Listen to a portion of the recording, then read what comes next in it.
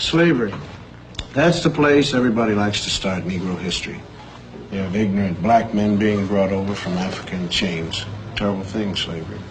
But this way slavery is taught, it sort of takes the sting out of it. Because the way it's usually taught, people think that we Afro-Americans started with nothing but little grass skirts like the kids in the Tarzan movies.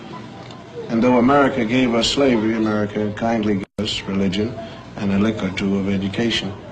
And when we get more jobs and more education, then up from slavery. But we had something before we left Africa, something more than rhythm. I mean, we had a high culture. The culture was so high that great artists in the world are still borrowing from it. Now, here's a sculpture by an unknown African artist. And here's what Paul Klee took from him. Now, here's a work by an unknown black African, and Pablo Picasso liked what he saw. Another African design, and Modigliani swiped it, or he was influenced by it, or whatever polite word you want to use. Another black African artist, and Picasso didn't change it very much. I mean, when you look at this copy, you got to give us a little more than rhythm. You got to give us style. Now, if you tell the history of slavery right, you got a big problem on your hands. The slave trader didn't take some savage out of Africa. He took a human being, sold him like an animal, and separated him from his family.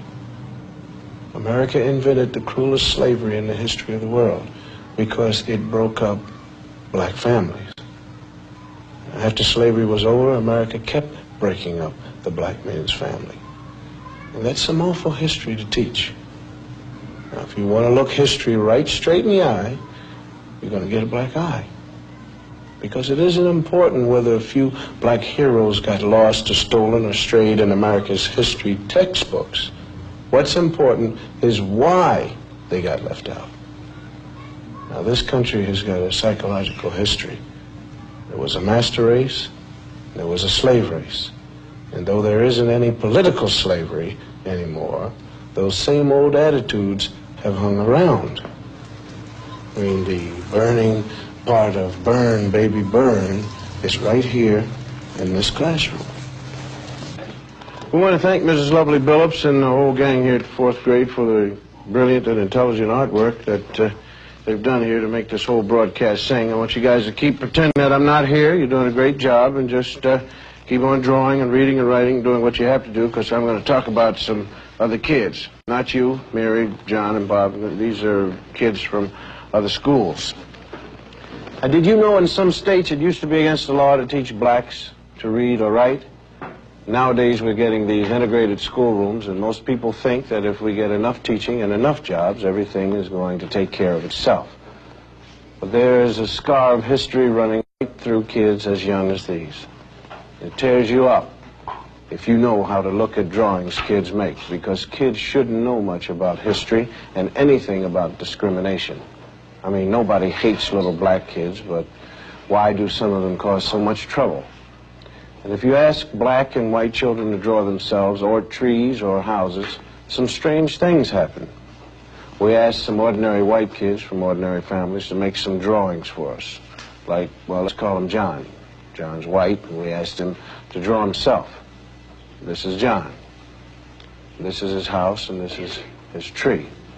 Then we asked a black kid, let's call him Ralph, to do the same thing. This is Ralph's drawing of himself, and this is his tree. Now, why should two kids of the same age draw so differently? Enter the expert. This is Dr. Emmanuel Hammer, psychiatrist specializing in children's therapy. Well, let me illustrate it for you. Let's take these drawings. No matter what a child draws, he's really picturing himself. Ask a secure child to draw a tree, and he's likely to draw a bountiful, spreading tree. A black child drew this tree, cut off in its growth, stark, bare, ungratified.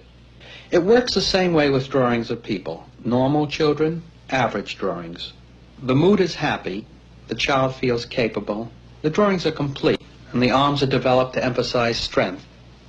These children were old enough to draw complete figures. The significant fact is what they left out: arms, hands. A child may sense that a situation in life is so powerless that he himself is equivalent to an armless man.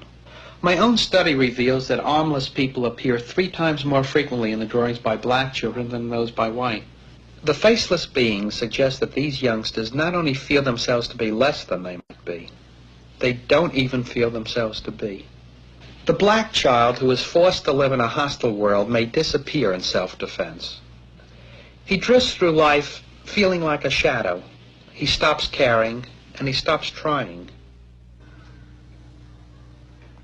A child who has this on his mind cannot be a child. A child who has this on his mind could want to burn down cities when he gets older. The whole confusion was summed up by a black 9-year-old in these 2 paintings. This is a 9-year-old boy draws a white man, Robin Hood maybe. And this is how the same boy draws himself. And this is the consequence of deformed history.